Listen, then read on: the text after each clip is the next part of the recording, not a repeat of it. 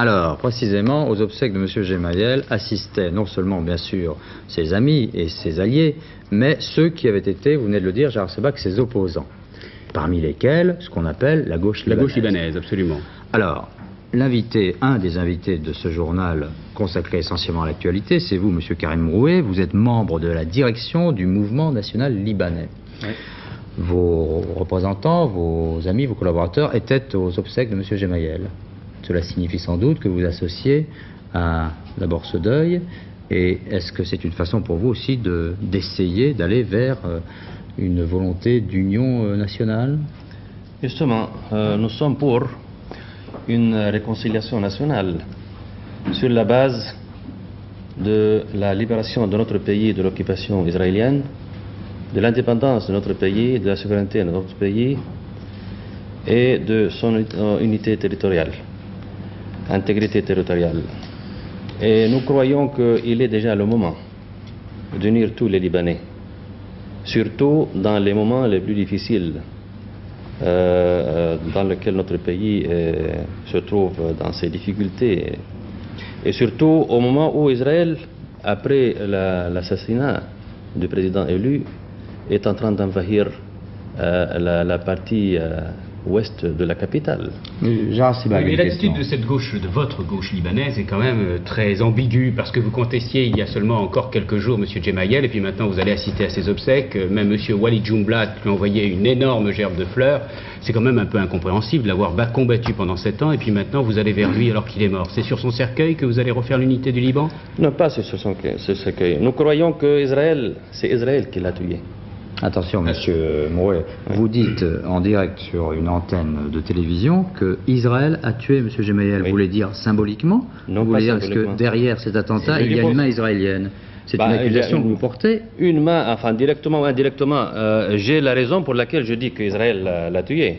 Parce qu'Israël avait comme objectif, et il continue à avoir le même objectif, de mettre la main sur le Liban.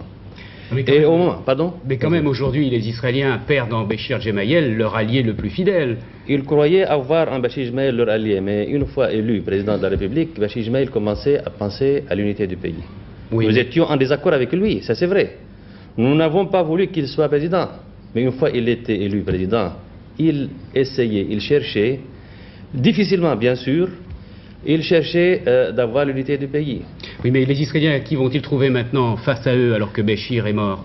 Alors que même s'il y avait effectivement ces derniers jours certaines divergences entre M. Begin et M. Gemayel, c'était quand même leur allié le plus fidèle. Alors peut-on vraiment accuser Israël d'avoir fait cet attentat? Qui dit que Béchir Gemayel allait être prisonnier des Israéliens? Personne ne peut le dire, bien entendu, mais puisque l'espoir a été assassiné, comme disait André Fontaine dans Le Monde il y a quelques jours, l'espoir d'une volonté de paix en général, où vous en êtes aujourd'hui. Très bien, l'accusation est portée, vous l'avez portée, mais maintenant, comme dit très bien Gérard Sebag, vous êtes aussi d'une certaine façon réconcilié sur le cercueil de M. Gemayel. Alors où allez-vous?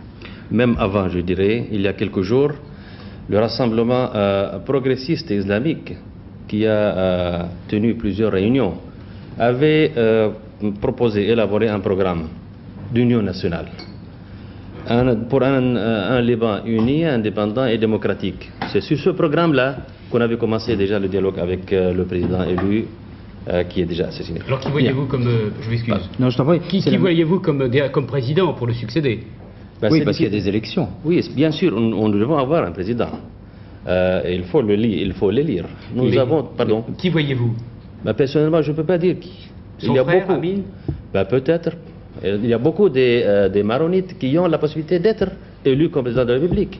Mais nous avons comme condition, nous l'avons posé déjà à plusieurs reprises, nous le répétons maintenant, un président qui doit être élu maintenant pour le Liban, il doit prendre en considération la volonté des Libanais, tout d'abord de se libérer de l'occupation israélienne, et puis lutter pour un Liban uni, indépendant, souverain et surtout démocratique.